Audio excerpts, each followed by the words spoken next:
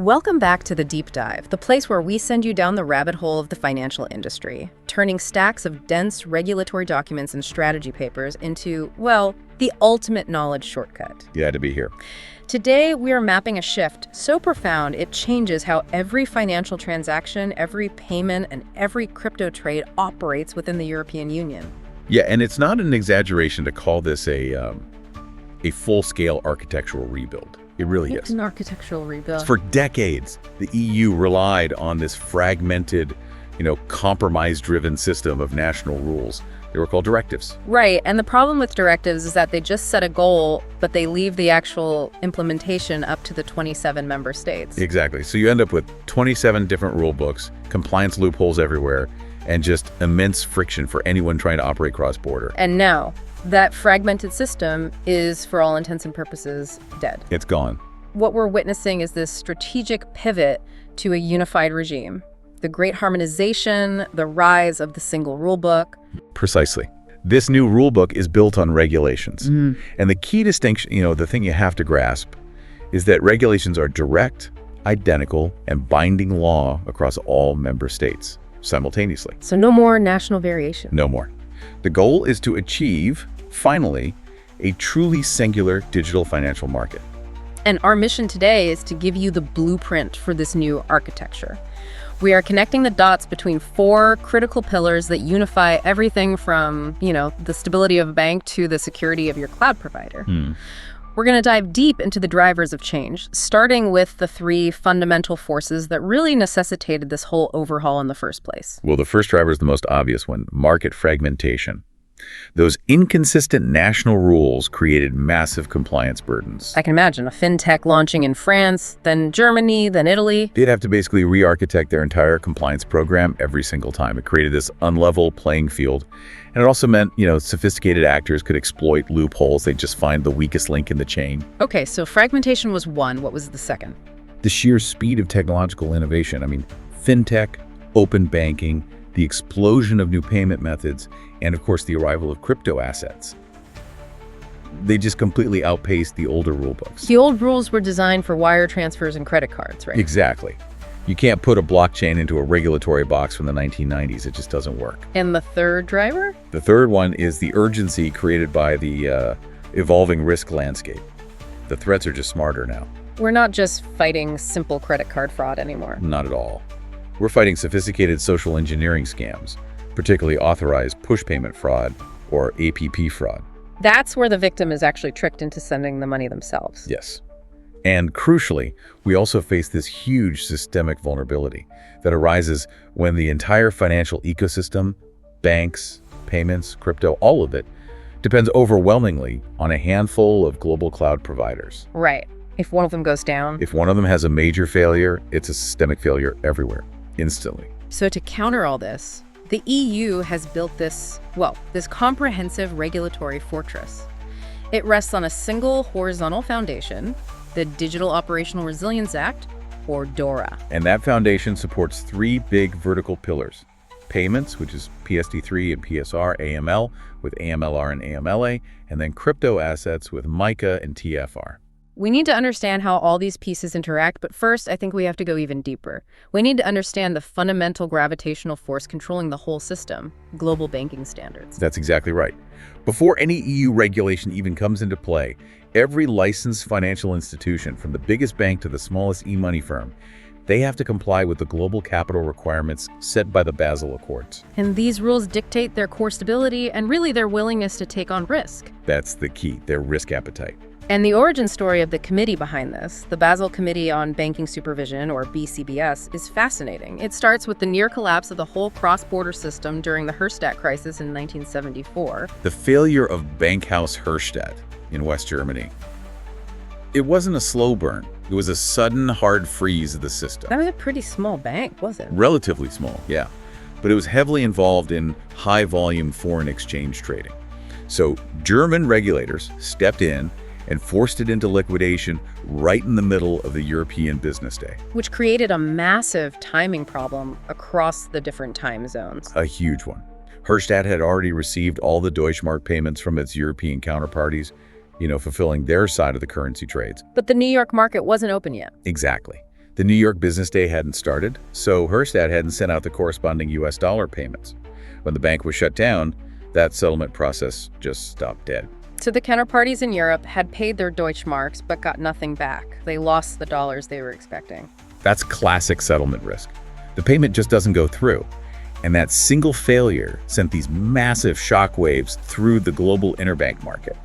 It proved that national supervision was just hopelessly inadequate for internationally active banks. And that fear of systemic collapse led to the creation of the Basel Committee. Very quickly, they set up in Switzerland, and their initial focus was just ensuring banks were adequately capitalized. Simple as that. Which gave us Basel I in 1988, introducing that first global capital rule. Basel I was foundational, but, was pretty simplistic. The key rule was that banks had to hold 8% of capital against their risk-weighted assets, or RWAs. But the calculation for those RWAs was pretty crude, right? Just lumping assets into simple risk buckets. Very crude. And it focused almost entirely on credit risk, the risk that a loan doesn't get paid back. Okay, so that brings us to the big upgrade in 2004, Basel II. This is where the framework really matured, introducing the three-pillar system and bringing in this crucial new concept of operational risk. Right. Basel II tried to be a lot more sophisticated. It allowed banks to use these complex internal models to calculate their own capital requirements. Which sounds a bit like letting the fox guard the hen house. We'll get to that. But the key structural addition was in Pillar 1, minimum capital requirements, where banks were now mandated to hold capital against three distinct risk categories: credit risk, market risk, and this newly quantified concept of operational risk. How does the banking world define operational risk? Because for most people, operational just means keeping the lights on. In the Basel context, it's much more serious. It's defined as the risk of loss resulting from inadequate or failed internal processes, people, and systems, or from external events. So that's a huge scope. It's massive. Think about it. Fraud, both internal and external, system failures, compliance breaches that lead to huge fines, litigation risk. If a bank's whole platform goes down because of a major software failure, that's an OPA risk loss, and the bank must hold capital specifically against the potential for that loss. But then the 2007-2009 global financial crisis happened and just exposed the catastrophic flaws in Basel II's. Absolutely. The GFC proved two things. First, those complex internal models the banks were using were deeply flawed. They were often massaged to show lower risk than was actually there. And the second thing? The second and more fundamental thing was that the entire framework had zero rules about liquidity, about cash. Banks were technically well capitalized on paper, but failed overnight because they just ran out of actual money. The core lesson of the GFC was that banks fail from a lack of cash, not a lack of capital. That's the mantra. And Basel III was the definitive response. It mandated higher, stricter capital rules and, critically, introduced the liquidity revolution. The liquidity revolution, I like that. It's the crucial element. Basel III introduced two game-changing ratios. Stricter capital, yes, but more importantly, the liquidity standards, specifically the liquidity coverage ratio, or LCR. The LCR, what is that, in simple terms? It's a short-term survival test. It mandates that a bank must hold enough high-quality liquid assets, HQLA. So things like cash, central bank reserves, highly liquid government bonds. Exactly. Enough of that stuff to survive a severe, stressful 30-day cash outflow scenario. It's designed to ensure they can withstand a run on the bank without needing a government bailout. Okay, so this is where these global rules directly collide with commercial decisions, especially in high-risk sectors. It leads to this trend we call de-risking.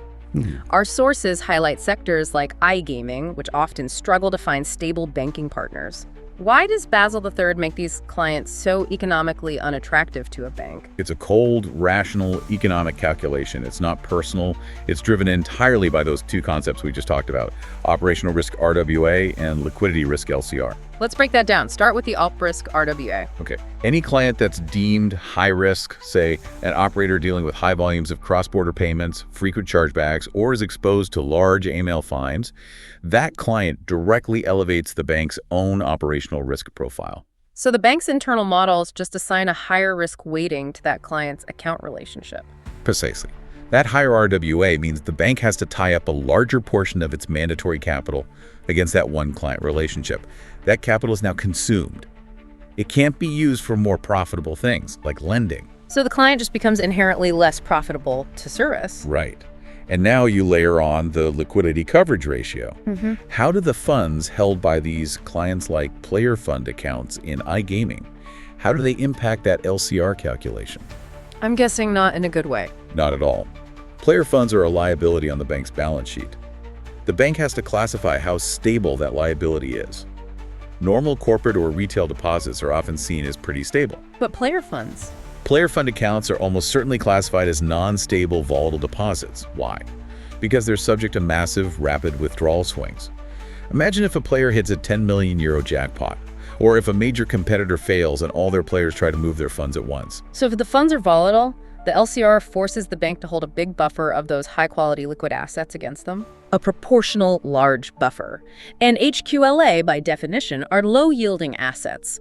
They don't make the bank much money, so the bank is forced to hold an unprofitable liquidity buffer just to service that client's account, on top of consuming high operational risk capital. So de-risking isn't a moral judgment. It's often just a defensive necessity for the bank to protect its Basel-mandated ratios. It's pure economics.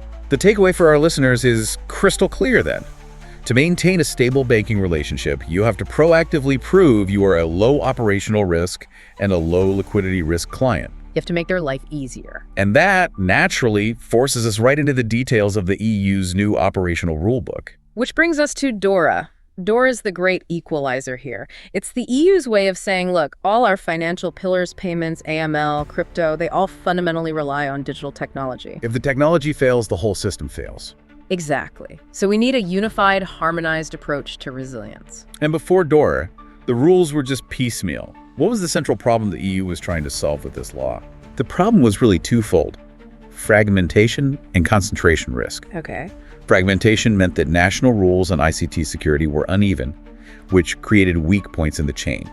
But more critically, concentration risk meant the entire financial sector was just way too reliant on a few global giants. You mean the big cloud providers? Mainly the cloud providers, yeah. Yeah. A big cyber attack or a widespread outage at AWS or Google Cloud could instantaneously cripple thousands of banks, payment firms, and insurance companies all across the continent. That's textbook systemic risk. It is. And DORA is the binding, comprehensive framework designed to manage it. The scope is immense. Something like over 22,000 entities, traditional finance, payment firms, crypto firms, they all have to comply with DORA, which is now in application. It's universal. Let's walk through the 5 prescriptive requirements, starting with Pillar 1, governance and risk management. This is a governance revolution. I'm not overstating it. DORA explicitly places the legal responsibility for ICT risk on the management body. So the board of directors, the C-suite. Yes. It's no longer acceptable to just delegate the budget to the IT department and forget about it. They, the board, must define, approve, oversee, and continuously review the entity's entire ICT risk strategy. And what does that C-suite liability practically entail? It means personal liability for failures. The board has to ensure there's adequate training, they have to dedicate sufficient budget to resilience measures, and they have to personally approve the firm's specific ICT disaster recovery and business continuity plans. So if a major preventable system failure occurs, regulators can now hold the directors themselves accountable for inadequate supervision under DORA. This shifts ICT risk from being an IT department cost center to a board-level legal priority. Okay, that's a huge shift.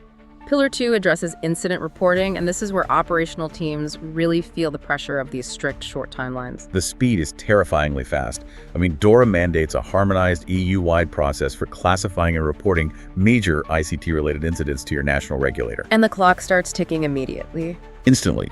An initial report or a notification has to be submitted within 4 hours of the incident being classified as major, and certainly no later than 24 hours from when you first became aware of it. 4 hours? That sounds like a logistical nightmare, especially for a global firm that's running 247 operations. It is, and it's designed to be. It's meant to force a radical change in operational capabilities. It mandates 24/7, 365 incident detection, real-time logging, and clear pre-approved escalation protocols. You can't spend 3 days in meetings debating if an incident is major enough. No time for that. That initial 4-hour report has to contain key details: when it started, what services are affected, and the potential cross-border impact. It forces firms to invest in some pretty sophisticated monitoring and immediate classification tools. Okay, on to Pillar 3. This one mandates advanced resilience testing, moving way beyond simple vulnerability checks. Right. For significant financial entities, DORA requires a robust, periodic program of resilience testing. This includes annual basic testing, like vulnerability scans. But the flagship requirement is something called threat-led penetration testing, or TLPT. TLPT sounds serious. It is. It's a full-scale red team simulation. Oh, red team simulation. Can you elaborate on what that is? Yeah, this is not a paper exercise. The regulator mandates that a controlled external team of ethical hackers, the red team, simulates a real-world, sophisticated cyber attack against the firm's live production system. On the live system? On the live systems. The whole goal is to stress test the firm's detection, response, and recovery capabilities in a real-world scenario. It's expensive, it's complex, it's very high stakes, but it proves the firm can withstand a truly determined state-level threat actor, not just some opportunistic hackers. Pillar 4 is third-party risk management, recognizing that just because you use the cloud doesn't mean you can outsource the responsibility. The accountability mantra here is absolute. The financial entity remains fully and solely accountable for its compliance, even when it outsources critical functions. So the contract is everything. The contract is key. Firms have to ensure their contracts with ICT vendors, cloud providers, data centers include mandatory provisions. Wow. This includes clear audit rights for the financial entity and for regulators, specific service level agreements, and detailed tested exit strategies. What does a tested exit strategy look like in practice? That sounds hard to test. It is. It means the firm has to prove that if their critical cloud provider fails or the relationship dissolves tomorrow, they have a reliable, viable plan, already documented and rehearsed, to migrate their data and services to a different provider without causing a systemic outage. So it's about eliminating vendor lock-in as a resilience risk. That's the core of it. And this leads us directly to the geopolitical game changer, the oversight of critical third-party providers, or CTPPs. This is the ultimate extension of regulatory power. It's truly revolutionary.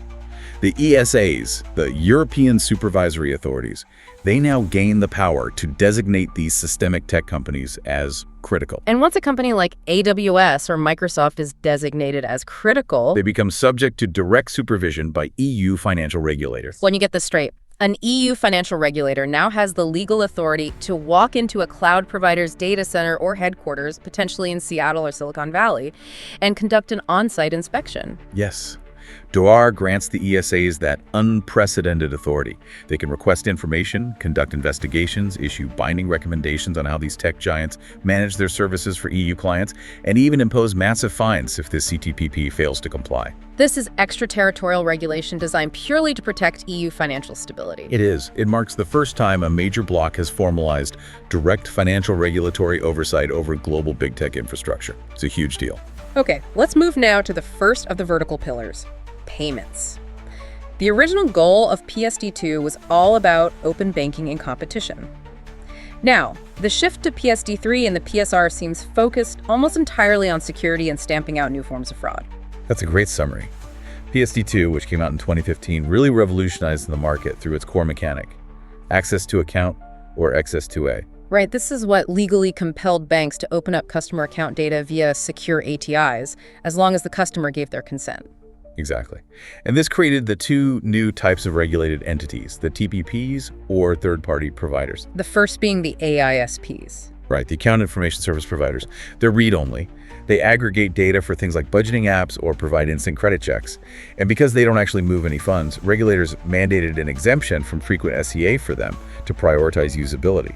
So you only have to re-authenticate like every 90 days. And then you have the more powerful PISPs. The payment initiation service providers. They have a right access. They can initiate a direct bank transfer, what we often see as pay by bank. And this cuts out the card networks. It bypasses them completely, offering a cheaper and often a more secure payment option because it's leveraging the bank's own security infrastructure. But PSD2 ran into a lot of commercial friction, didn't it? Banks were basically forced to build these high-performance APIs for their direct competitors, the fintechs. It was a conflict of interest baked right into the directive. I mean, banks had very little incentive to invest millions in high-quality APIs for firms that were actively trying to undercut their card revenue. So you got unreliable APIs, slow processing, terrible service quality. It was the single biggest complaint from the open banking sector and a major factor driving this whole harmonization process into the new regulation. Let's focus on the real fraud killer feature of PSD2, strong customer authentication, or SCA. What are the non-negotiable requirements there? SCA requires a multi-factor approach. You need 2 independent elements from 3 categories: knowledge, like a password; possession, like your phone or hardware token; and inherence, which is biometrics. But the true technical genius, the thing that stops man-in-the-middle attacks dead in their tracks, is dynamic linking. Yes. We hear about dynamic linking a lot, but what does it actually mean operationally? It means the authentication process itself has to cryptographically link the authentication code to the specific transaction amount and the specific payee. Okay, so if I authenticate a €10 payment to a specific vendor, that code that gets generated is only valid for that €10 payment to that vendor. If a fraudster intercepts that code and tries to change the amount to, say, €10,000 or change the recipient's IBAN, the code becomes instantly invalid. Literally. It just eliminates the ability for fraudsters to intercept and manipulate transactions in real time. It's brilliant. But to keep commerce flowing, there have to be exemptions to SCA, and this is where that business model tension, the liability shift, gets created. The trade-off is brutal. It's conversion versus risk. You can use exemptions like low-value transactions, so under €30, up to a cumulative limit.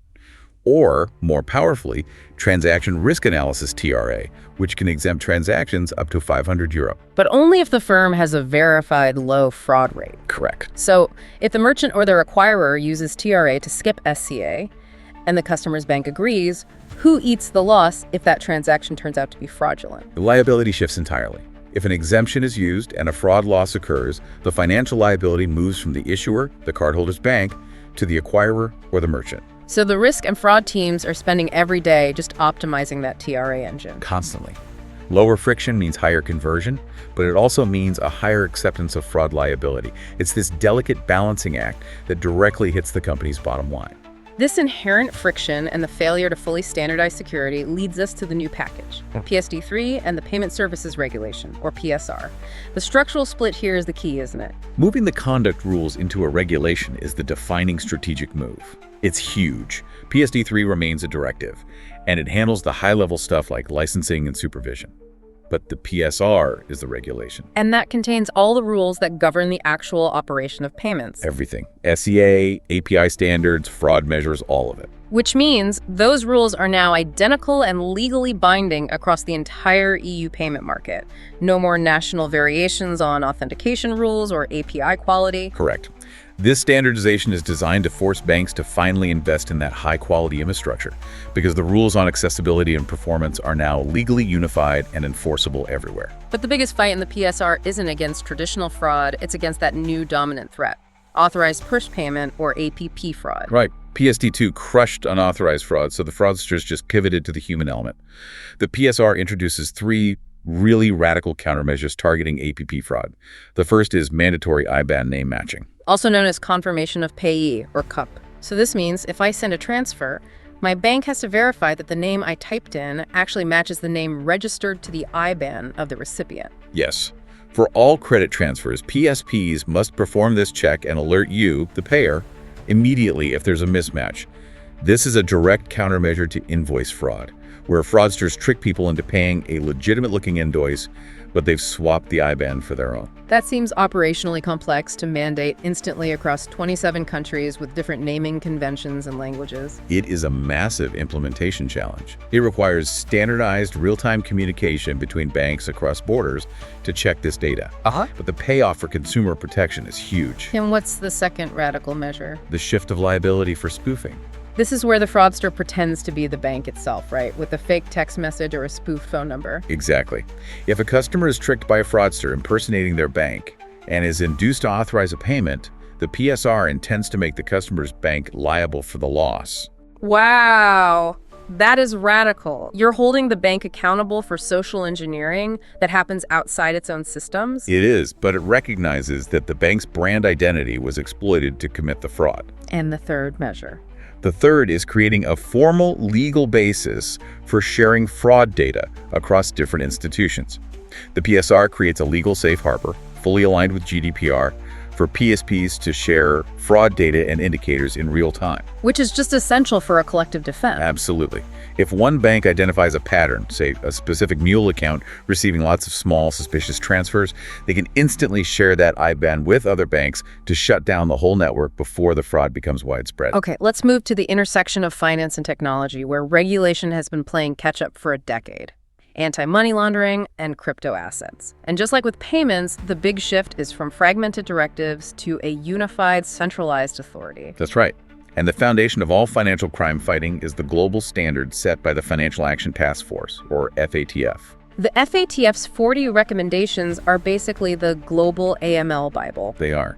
Every regulated country has to implement them to avoid being gray-listed as a high-risk jurisdiction. The EU used its AML directives to implement these standards. Looking at the 6th AML directive, what was the most significant shift it introduced for corporate accountability? The 6ALD, which was implemented a few years ago, introduced two key structural changes. First, it harmonized the list of 22 predicate offenses, so there's a common definition of the underlying crimes that generate dirty money. And the second part? But strategically, the big one was that it extended criminal liability to legal persons, to corporations. So a company itself can be criminally charged for money laundering. What's the standard of proof required for that? It means the company can be held criminally liable if a money laundering offense was committed by someone acting on its behalf, and this is the key part, that offense was made possible due to a lack of supervision or control by the company's management. That's a non-trivial distinction. It's huge. It means compliance isn't just about avoiding a fine anymore. It's about building an effective legal defense. It's about being able to prove to a prosecutor that you had adequate controls, policies, and supervision in place.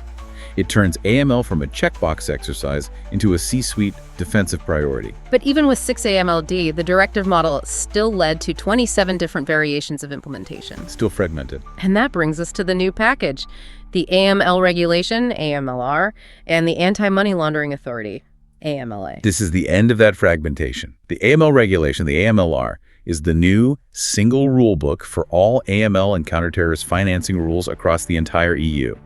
It eliminates national gold plating and ensures identical standards for things like customer due diligence, risk assessment, and reporting. And the AMLR also dramatically expands the scope of who is considered an obliged entity. It does. So who is now getting caught in this AML net that wasn't before? Well, beyond the usual suspects like banks and crypto firms, the AMLR now includes professional football clubs, football agents, luxury traders, so high-value art, jewelry, and crowdfunding platforms. Basically, anyone managing or handling high-value funds outside the traditional system. They're all brought under the same stringent AML regime now. And the centralized enforcer for all of this is the new Anti-Money Laundering Authority, AMLA, based in Frankfurt. What are its real powers? AMLA has immense power through its dual role. First is direct supervision. Okay. It will handpick about 40 of the highest risk, most cross-border entities operating in the EU, so you're thinking the largest global banks, the most significant crypto firms, and will pull them from national supervision to supervise them directly from Frankfurt. So that ensures rapid, consistent enforcement for the biggest risk entities. Exactly, and for the rest of the market, AMLA is the supervisor of supervisors. The supervisor of supervisors. It will coordinate, oversee, and harmonize the application of the AMLR by all the national competent authorities.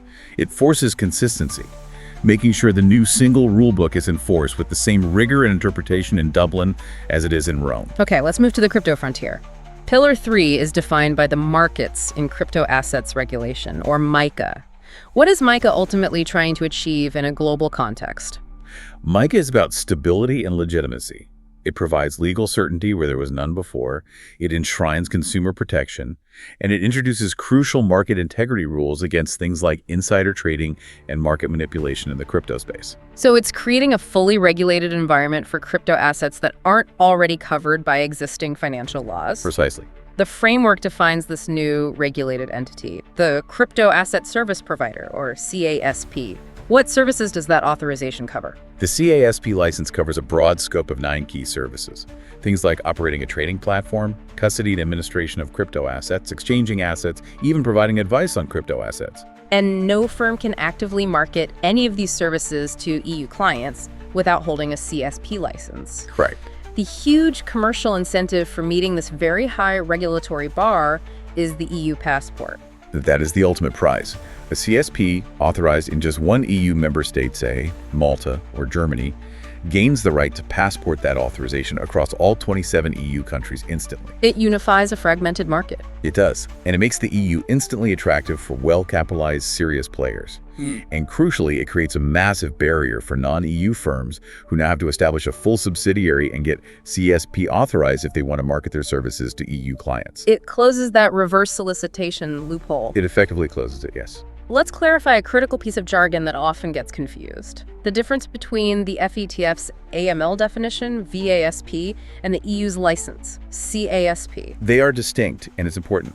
VASP, or Virtual Asset Service Provider, is a global AML CFT risk definition. It comes from FATF, and it just dictates who has to comply with financial crime rules. Whereas CASP, the Crypto Asset Service Provider, is the holistic EU prudential and conduct license from MiCA. So every CSP is automatically a VASP and an obliged entity under the AMLR. Correct. But a CASP license requires far more. A CASP has to meet stringent minimum capital requirements, governance standards, consumer protection protocols, market abuse rules, duties that go way beyond basic AML and KYC. The CASP is the full operational permission slip. And running in parallel with MiCA is the EU's implementation of the FATF's travel rule. This is done via the Transfer of Funds Regulation, or TFR. Yes, the TFR imposes bank-level transparency requirements on crypto transfers. And the travel rule requires that when a CISP facilitates a transfer, it has to obtain, hold, and transmit specific identifying information of both the originator and the beneficiary. And that data has to travel with the transaction to the counterparty CASP. This even applies when you're transferring to or from a self-hosted or unhosted wallet. The CASP still has to collect and verify that information before releasing the funds. The real operational sting in the TFR, the big headache for compliance teams, is that the EU explicitly rejected the global de minimis threshold. This is the most stringent feature globally, without a doubt. While FATF guidelines suggested that countries could exempt transfers under about €1,000 from the full travel rule requirements, for usability, The EU said no. the EU specifically mandated that the TFR applies to all crypto transfers, regardless of amount, from the very first cent. Wow. Why did they take such an exceptionally strict stance? It was driven by the recognition that small, rapid, high-volume transfers are a core mechanism for money laundering and terrorist financing. It's often used for layering or smurfing illicit funds. It creates a massive operational burden for the CASPs, though. It does. They now have to have a full, real-time travel rule compliance solution for every single transaction. But the EU decided the security imperative just outweighed the usability friction. Okay, this is the grand finale.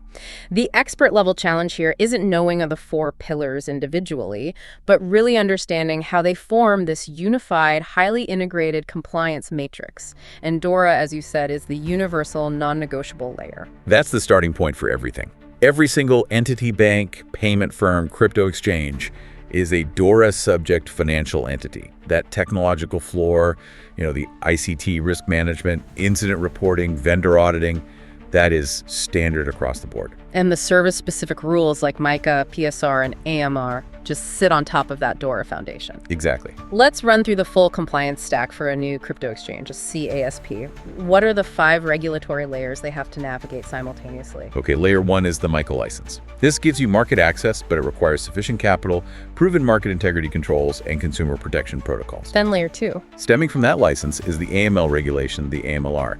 They have to implement a harmonized EU-wide AML, KYC, and CDD program for all of their customers. Layer 3 is the transaction security layer. That's the TFR, the Transfer of Funds Regulation. They must integrate a travel rule technology solution for 100% of crypto transfers, collecting and transmitting that mandated originator and beneficiary information for every single trade, regardless of the size. Then layer 4 is the operational firewall. That's DORA. They have to implement the 4-hour incident reporting clock, the resilience testing, including potentially that very intense TLPT and comprehensive third-party vendor management. And finally, layer 5 is the highest risk layer. That would be AMLA supervision. If that CASP grows quickly, if it handles large cross-border volumes or deals with fiat to crypto gateways, it risks being pulled into that select group of 40 firms to be directly supervised by the centralized, powerful AMLA in Frankfurt. Which would force them to meet the highest, most consistently applied standards in the entire EU. The highest bar. The most profound example of this same risk, same rule doctrine is the stablecoin conundrum. E-money tokens, or EMTs, which sit right at the convergence of MiCA and PSD3. This was the regulatory Gordian knot. I mean, EMTs, stablecoins pegged to a fiat currency, are defined as both crypto assets under MiCA and electronic money or funds under PSD2. So the industry panicked. Did they need two separate expensive licenses, a CASP license and an e-money institution license? That dual authorization mandate would have been commercially crippling for the stablecoin market. It would have killed it. So how did the European Banking Authority, the EBA, resolve this ambiguity? Well, the EBA's guidance, while it provided some administrative relief, was absolutely uncompromising on the underlying risk. They issued what was essentially a no-action letter in June 2025, telling national regulators to be pragmatic and not immediately enforce dual licensing. But, and this is the big but, the EBA insisted that this administrative relief did not grant regulatory relief from the core security rules. and which core PSD2 rules did the EBA insist must still apply to stablecoin providers? 3 critical rules. First, strong customer authentication, SCA, must be applied for accessing EMT custodial wallets and for initiating all EMT transfers. So if it acts like a payment, it requires payment security. That's the logic. Second, all the detailed PSD2 fraud reporting requirements have to be met. And third, they have to hold cumulative capital. Meaning enough capital to cover both their MiCA requirements and their liabilities from handling e-money under the PSD2 rules. Correct. The technology of the blockchain is irrelevant. If you're processing payments, you need SCA. It truly crystallizes the entire convergence philosophy. It's the highest strategic lesson of this whole package, isn't it? The regulators have evolved beyond regulating technology to just regulating the activity. If you provide custodial services, custody rules apply. If you facilitate payments, payment security rules apply. The EU has successfully harmonized the risk overlay, regardless of whether the service is offered by a traditional bank or a blockchain firm. Let's translate this unified matrix into the actionable reality for our listeners in operational roles, the learner's playbook. And we can use a high-risk sector example like iGaming to really ground these compliance requirements in day-to-day tasks. Perfect. We can break down the complexity into 4 operational centers. Let's start with the KYC and AML teams. Their world is moving from a static onboarding process to real-time transactional monitoring under the AMLR. And the biggest new burden is that mandatory transactional CDD trigger. Correct. The AMLR mandates a crucial new threshold. For gambling, CDD and KYC must be performed upon the collection of winnings, wagering a stake, or both, when the transaction reaches 2,000 euros in a single operation or series of linked transactions. So the KYC team needs an automated system to detect that 2,000 threshold in real time. Immediately. And that often means a temporary account freeze to complete a step-up CDD check, which could include source of wealth verification. And if they accept crypto, the TFR hits their KYC process directly. It does. When onboarding a new crypto user, the KYC team has to integrate technical solutions to collect and verify all the necessary originator and beneficiary information for the player's self-hosted wallet, maybe using specialized wallet signing proofs, before they can even facilitate the first crypto transaction. All because of the TFR's no de minimis rule. Exactly. Okay, next step. The RPF risk, payment, fraud teams. They are now the primary managers of the PSR's liability shift. Their core operational mandate is the continuous optimization of the transaction risk analysis engine. They are managing that precise tension we talked about. How high can we set the TRA exemption threshold to reduce SCA friction without incurring catastrophic liability for fraud losses? They're constantly simulating fraud rates against conversion rates. It's a P&L decision driven by regulation. It is. And they have to fundamentally redesign their models to fight APP fraud. Because traditional models are looking for things like stolen cards or IP address mismatches. Right. The new models, driven by the PSR's focus on social engineering, have to look for behavioral signals of a tricked victim. Things like abnormally large transfers to brand new beneficiaries, rapid changes in payment instructions, or a pattern of large deposits followed by an instant withdrawal to an unverified third party. The RPF team has to look for the social context, not just the technical breach. That's the new paradigm. Let's consider the accounts management and finance teams. Their world is defined by the Basel Accords and liquidity management. Their regulatory obligation is absolute. 100% player fund segregation. They must ensure that all player deposits are held in separate, ring-fenced bank accounts, totally distinct from the company's operational funds. It's a licensing requirement that proves the operator is solvent. And that they can pay out all their customers instantly if they had to. This segregation makes liquidity management incredibly complex, especially during volatile periods. It requires mandatory, monthly liquidity stress tests. The finance team has to model extreme scenarios. What if the company has 48 hours of platform downtime, forcing mass withdrawals? What if a major event happens and 30% of all funds are withdrawn at once?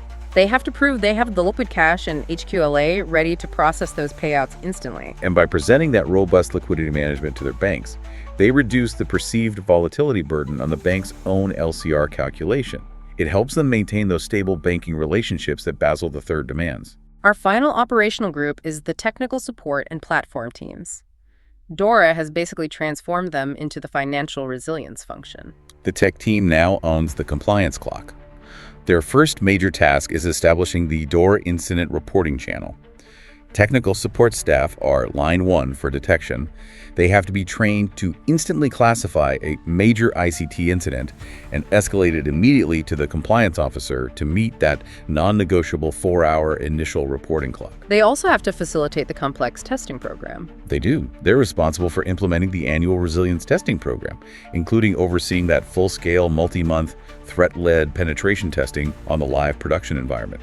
That requires immense coordination and security assurance. And finally, auditing all their tech vendor contracts for DORA compliance. The platform team has to perform a massive collaborative audit with the legal team.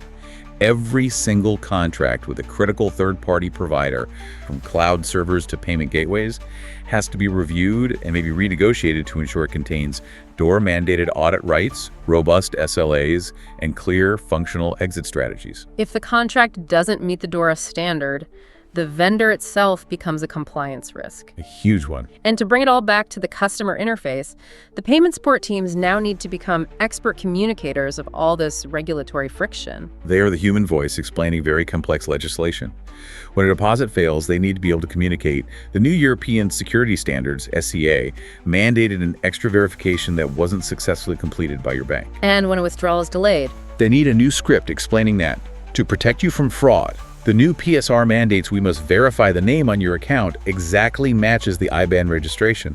They are the interface that translates AMLR, SCA, and TFR into transparent, helpful customer service. What an incredible survey of regulatory architecture. I mean, we have seen the EU decisively move the goalposts for global finance. Let's quickly summarize the 4 non-negotiable themes that really define this new era. First, the Great Harmonization. That strategic pivot from fragmented directives to the powerful, unified single rulebook across payments, AML, and crypto. Second, the expanding perimeter.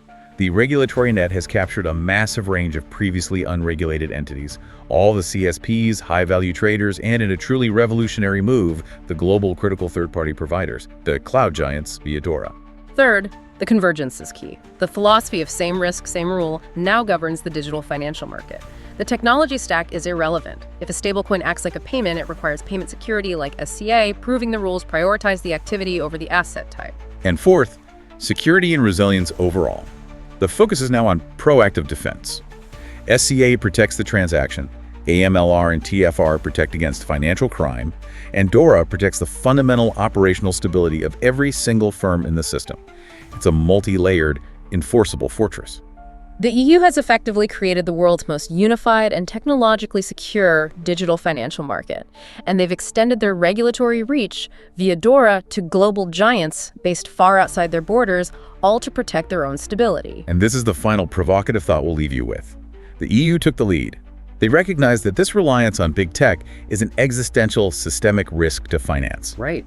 So when other major jurisdictions like the US and the UK face the exact same concentration risk from the exact same handful of cloud providers, will they be forced to adopt similar extraterritorial rules to secure their own financial stability? Effectively making DORA's principles a de facto global standard. It's a de facto global standard for how technology interfaces with the world's money. That question, I think, will define the next decade of digital regulatory geopolitics. Something to mull on as you absorb this massive regulatory shift. That's all the time we have for this edition of The Deep Dive. We hope this shortcut helps you navigate the new reality of European finance.